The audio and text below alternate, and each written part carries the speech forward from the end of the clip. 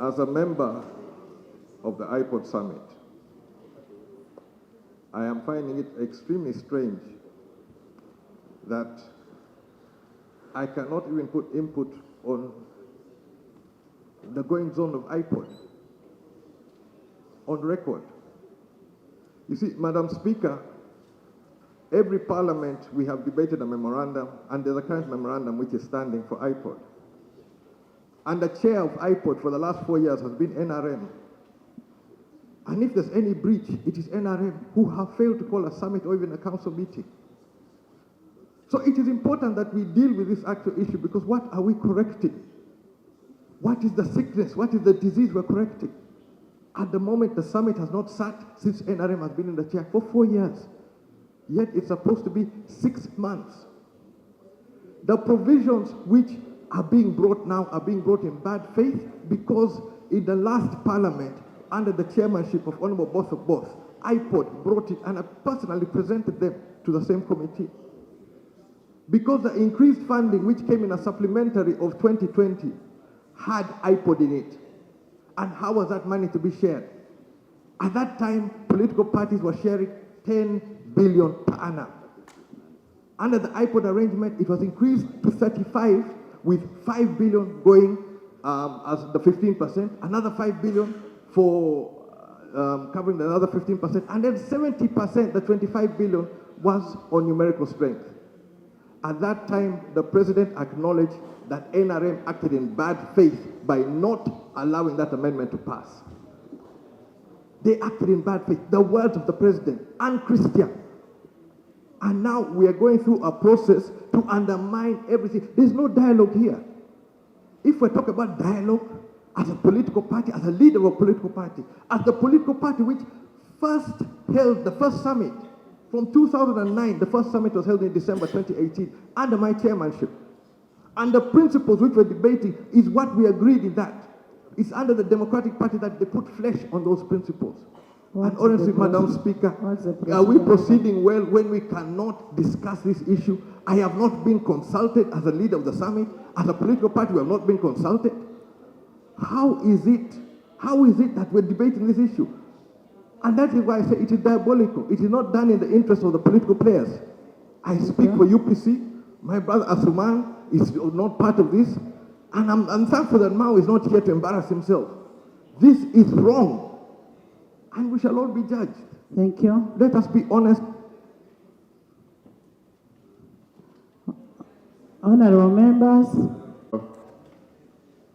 This bill is actually intended to rectify, to remedy the existing defects in the law.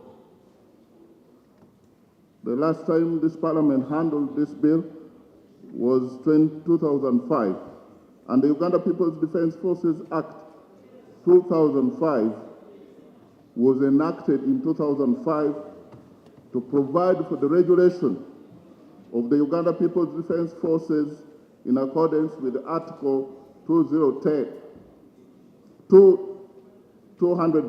of the Constitution. It repealed... Honorable, I meant Honorable Muhes, not Muhos. Muhes, not Muhos. And Honorable Tafire. It repealed and replaced the Armed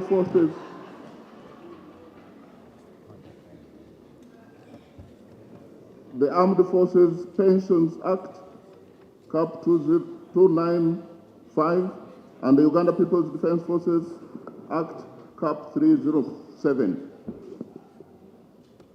Since 2005, the defense sector has undergone significant transformation arising from both emerging threats and opportunities.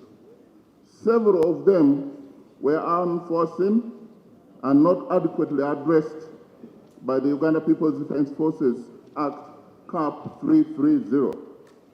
The Act, for instance, did not provide for the provision of health care for the officers and management of militants. It did not also provide for the management of military veterans. management of pension and conferring of service medals by the Defense Forces. It is important, Right Honorable Speaker and colleagues, to note that since 2005, the administrative structure of the Uganda People's Defense Forces has evolved. This in turn has led to the Special Forces Command and the Reserve Forces being elevated from divisions under the Land Forces to independent services. The amendment before you today has taken this into account. Additionally, following the judgment of the Supreme Court in Constitutional Appeal number 2 of 2021, Attorney General versus Honorable Michael Kabazikuruka, that name there is need to align the provision of the Act with the Supreme Court decision. This bill accordingly gives effect to the orders and recommendations of the Supreme Court. And Right Honorable Speaker and colleagues, I believe that the justifications as are embedded in the remedies proposed in the bill, one of them is to align the Act with the new government policies and the command, control, and other administrative structures of defense forces. Another one is to improve the welfare of the officers and militants of defense forces, to address the glaring gaps in healthcare by providing for healthcare for officers and militants. 3, to harmonize the management of military veterans. 4, to provide for the decentralization of pension authority from the Ministry of Public Service to the Ministry of Defense and Veteran Affairs.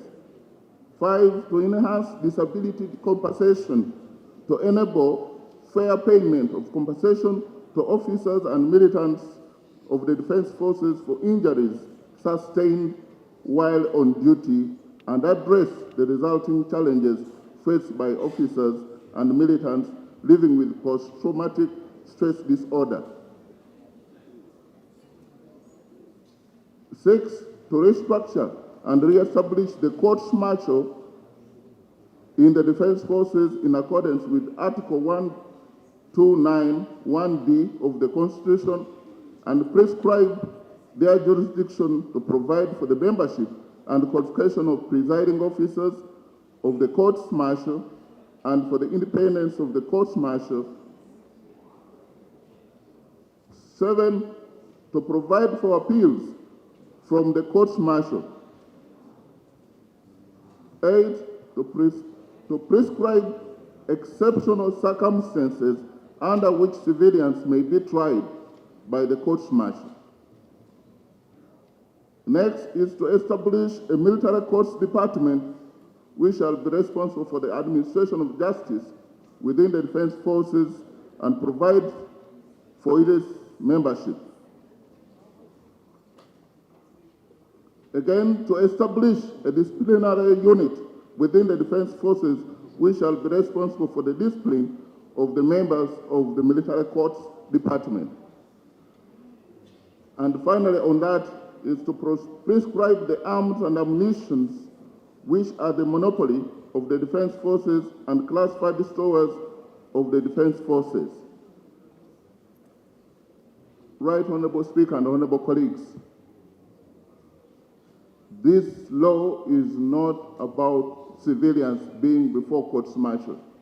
This law is about civilians who voluntarily acquire arms, equipments of violence. This law is also about the civilians who voluntarily masquerade as militants. This law is about those who would commit offense with the military or with the help of any military officer to be tried as proposed. Right Honorable Speaker I want to dispel the fear that this law is targeting 45 million Ugandans. That's a lie. This law is targeting those people who have usurpation in their minds to commit offense against Ugandans.